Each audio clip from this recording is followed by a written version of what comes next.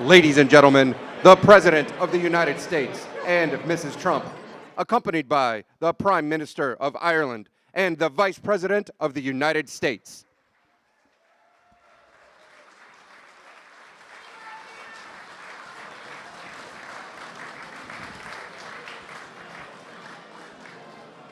Thank you very much, everybody. Great honor.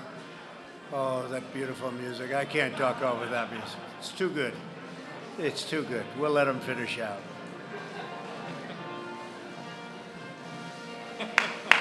Good. Very good. And thank you very much. It's a great honor. And I'm delighted to be here tonight with so many of my Irish friends. I have a lot of Irish folks in this room. And we have a lot of people that wanted to be here, very specifically for that reason. We celebrate St. Patrick's Day and honor thriving Irish-American partnerships that we have all over this country. Some of you came all the way from the Emerald Isle to be with us this evening. Many of you, actually. Many of you. Others came from a little-known island called Manhattan. And no matter where you began your journey, we're grateful that you made it, and you're really welcome to be at the White House. This is a very spectacular place. I've lived in a lot of locations. I've lived in a lot of places. And Melania, I think we have to say, this tops it, right? This tops it. On behalf of the First Lady, I'd like to thank Taoiseach. Leo, you are really something. We've gotten to know each other over the last couple of years. Very special guy. And also Dr. Matthew Barrett for joining us tonight. Thank you, Matthew. You here someplace? Thank you very much. Where's Matthew? Thank you, Matthew, very much. Appreciate it. Also, I want to give a very special thank you to a very proud American, but he's also very proud to have a lot of Irish blood in him, and that's our Vice President, Mike Pence. You have a lot in. How much? You have a lot, right? Almost the whole deal? Pretty close. Along with his wonderful sister, who I just met, Annie. Thank you, Annie, for being here, wherever you may be. Thank you very much, Annie. We also are grateful to be joined by Ireland's ambassador to the United States, Daniel Mulhall, and his wife, Greta. Thank you very much, Daniel. Thank you. My thanks as well to 3 Irish-American Supreme Court justices in attendance. One of them has a little less of the Irish blood, but they're all great. Justice Gorsuch, Justice Kavanaugh, and Justice Kennedy, and we appreciate very much wherever you are. Great. Really great. Doing a fantastic job. Several members of Congress are also here for the festivities, and all of the members of Congress, wherever you may be. There are too many of you to name. I hate to do that to you. You're going to go home. You're never going to vote for Trump again, but that's okay. I may be better off, right? We're also pleased to have many members of my cabinet with us, including Acting Secretary of Defense Patrick Shanahan, who's doing a fantastic job. Attorney General Bill Barr. Mrs. Barr, thank you very much. Thank you. Ambassador Robert Lighthizer, he's not busy enough. He's negotiating with China. He's negotiating with South Korea. Japan, we just heard about Japan. Japan's now negotiating. They haven't wanted to negotiate for many years, but now they're negotiating. It's called tariffs.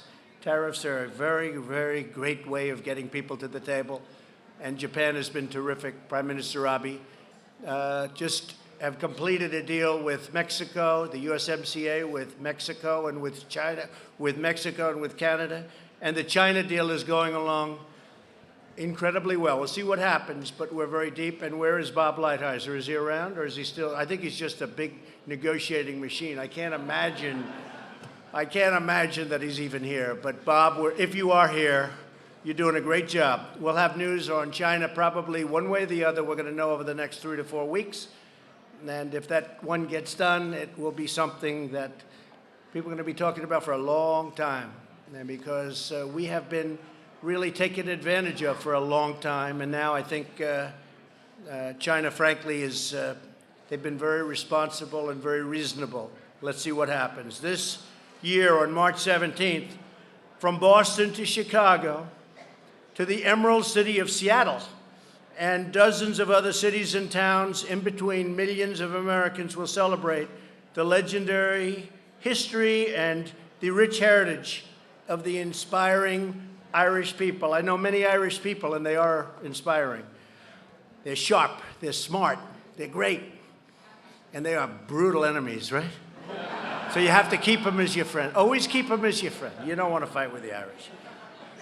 It's too tough. It's too bloody. In my hometown of New York City, St. Patrick's Day, for years and years I've gone to St. Patrick's Day. My father and mother would take me. Is one of the most important holidays of the year and the greatest parade of the year. During the parade this weekend, Fifth Avenue will become a beautiful sea of green, and marchers make their way past the famous and very beautiful St. Patrick's Cathedral, to me one of the most beautiful places in the country. At the White House, we celebrate this holiday with today's event, the annual presentation of the Shamrock Bowl, and I won't tell you who's getting it. It's a big surprise. Okay? It's a very big surprise. I want to keep all the television back there. We want to keep them in suspense. This tradition began almost 70 years ago when Ireland's first ambassador to the United States, John Joseph Hearn, gave President Harry Truman a small box of shamrocks in 1952. Tonight, we accept this gift as a symbol of the enduring friendship with Ireland and its amazing people that we love. The Irish are confident, fierce, faithful, tough, and true. They never give up. They never give in. Do you give in? Does anybody here give in? I don't think so. Since the time of the Revolutionary War, the sons and daughters of Ireland have played a central role in the history of our country. On Christmas night, 1776, a Bostonian of Irish descent, General Henry Knox, directed General George Washington's famous crossing of the Delaware. During the Civil War, more than 150,000 Irishmen valiantly fought to preserve our Union, and they fought hard. This very building, our nation's beloved White House, was designed by Irish architect James Hoban. In 1974 and 1794, when Catholic Irish workers in Washington, D.C. needed a place to pray, they founded a church, now the oldest parish in Washington, D.C., and it's called St. Patrick's. Every year on St. Patrick's Day, we honor Ireland's patron saint and his life of selfless service to others.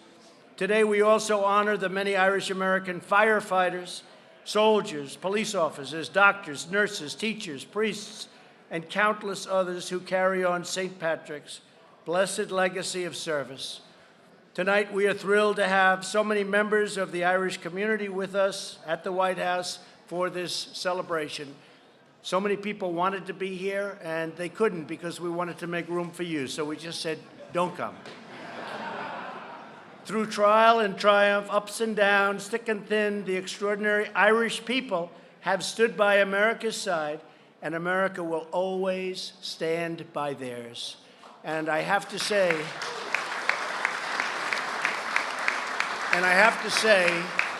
that we have literally never had a better relationship with Ireland than we do right now, based on the relationship that we have. But we're doing trade, we're doing many, many things with Ireland, and it's been a wonderful friendship. Never been stronger than it is today. We thank the Taoiseach for his honored gift of good luck and goodwill, and we wish all Americans and our great friends in Ireland, many of whom are watching right now, a very, very happy St. Patrick's Day. I'd like to invite the Taoiseach to begin the presentation of this year's Shamrock Bowl, and I just want to say it's an honor to be with you, and enjoy yourself, enjoy your evening, and let's present the trophy to President Trump.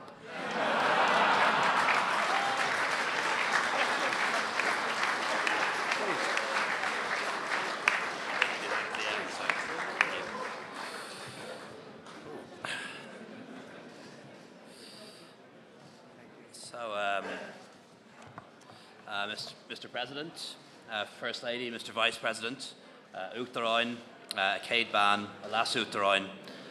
As some of you will know, I'm a big fan of history, and I really love history because I believe that history is the study of the future. It reminds us where we've come from and points us to the place we need to go next. And throughout history, holders of your office, Mr. President, have defined the destiny of this great country in times of certainty and in times of crisis. People like President Washington, who helped to create America and showed the world what freedom meant and how democracy worked.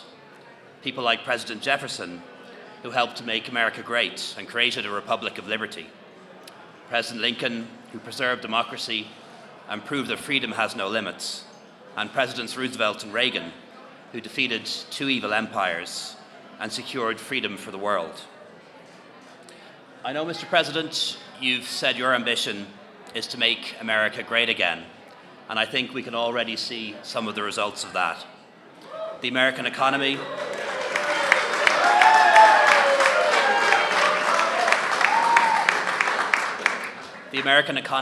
is booming. There are more jobs, rising incomes, lower taxes, exactly what you said you would do. And American military power is unrivaled. Nobody doubts your status as a great power in the world. But I think what makes America really great is not just economic prowess or military might. It's all those things that make all of us around the world really love and respect America. Above all, your people, and so many of you here tonight, your values, a new nation conceived in liberty, the land and home of the brave and free. Those inspiring words that inspired the world. We hold these truths to be self-evident, that all men are created equal, that they're endowed by their Creator with certain unalienable rights, among them life, liberty, and the pursuit of happiness. A nation dedicated to the proposition of government of the people, by the people, and for the people. A country that put a man on the moon, not because it was easy, but precisely because it was hard. And Mr. President, the promise of America inspired so many people seeking liberty and freedom around the world, including so many people in my own country. We were inspired by some famous American women, like Susan B. Anthony, Rosa Parks, Rachel Carson, Marsha Johnson, who changed forever the way we view the world and the world around us. And inspired by the civil rights movement here in America, people in Northern Ireland, for example, demanded equal rights and equal opportunities too. And they sang the same songs, "We Shall Overcome," and indeed they did. And we know that as we work to make America great again, that won't mean forgetting or losing sight of all of those things that have made America great already. People around the world have been inspired by America and have traveled to come here and to make it their home. And people came, including millions from Ireland, who were among the hands that helped to build America. Some made the opposite journey and still do. And when Americans come to Ireland, we greet them as brothers and sisters. Mr. President, I believe that our history is shared and our future is intertwined. So I believe that future generations of our citizens should have the same opportunity to enrich each other's societies as past generations did. No nation at the moment with as many ties as Ireland has to the United States has so few pathways to legal immigration. And I know we've talked about this on a few occasions, and when we've talked about it, we've found agreement. And I want to thank you and also Congress for your support for the new E3 visa program, which will allow a limited number of Irish people to come here annually.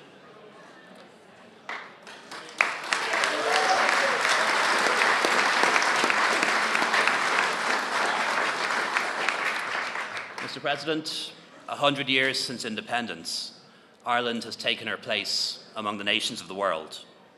We're a proud member of the United Nations, acting as a force for good around the world. We're secure in our place in the European Union, the common European home which we helped to build. and we're a gateway to the Atlantic, and I hope a bridge between Europe and America. And at this point in our history, we're very keen to deepen the economic ties between our two countries. Decades of investment by US firms in Ireland have helped to transform Ireland from one of the least developed countries in Europe to what is now one of the most prosperous. And we thank America, and we thank you for that, and we'll never forget the role of America in making our economic transformation possible. Today, however, our economic relationship is very much a two-way street. Almost 100,000 Americans in 50 states are now employed in Irish-owned companies, and there are more jobs to come. 119 Irish firms have invested here since you took office, and investment by Irish companies in the US has trebled in recent years. We have a trade surplus in goods and merchandise, but that's balanced by a trade surplus in services. So jobs and trade and investment are going in both directions, and free trade and free enterprise are making everyone better off in the round. And I'd like to keep it that way. President Lincoln once said, "The past is the cause of the present, and the present will be the cause of the future." All these are links in the endless chain, stretching from the finite to the infinite. And Mr. President, I believe that Ireland is part of that endless chain. We're really proud of our links to this great country. We want them to continue, and we want to strengthen and deepen them in the years ahead. And so, Mr. President, in the spirit of our long shared friendship, it gives me very great pleasure to present to you with the 2019 Shamrock Bowl. Happy St. Patrick's Day.